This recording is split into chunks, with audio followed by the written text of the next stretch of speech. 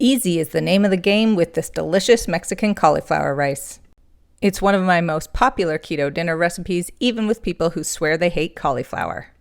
We start by browning 1 1/3 pounds of ground beef until almost cooked through.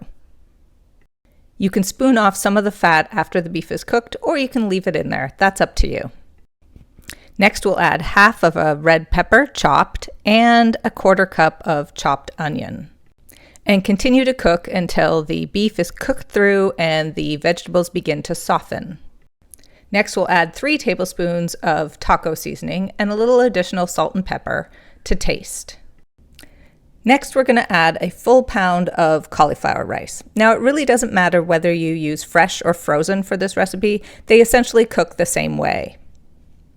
Stir everything around to combine all of the ingredients together. And now we'll add 1 cup of chopped tomatoes and half a cup of chicken broth. Bring the whole thing to a simmer and reduce the heat to medium-low. Continue to cook until the cauliflower rice begins to soften.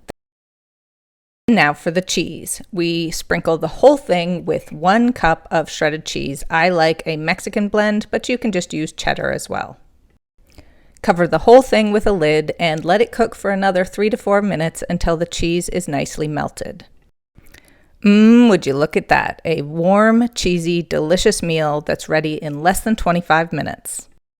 And did you know that this easy keto dinner recipe has 34 grams of protein and less than 5 grams of carbs per serving?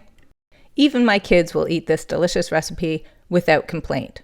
I call that a big win.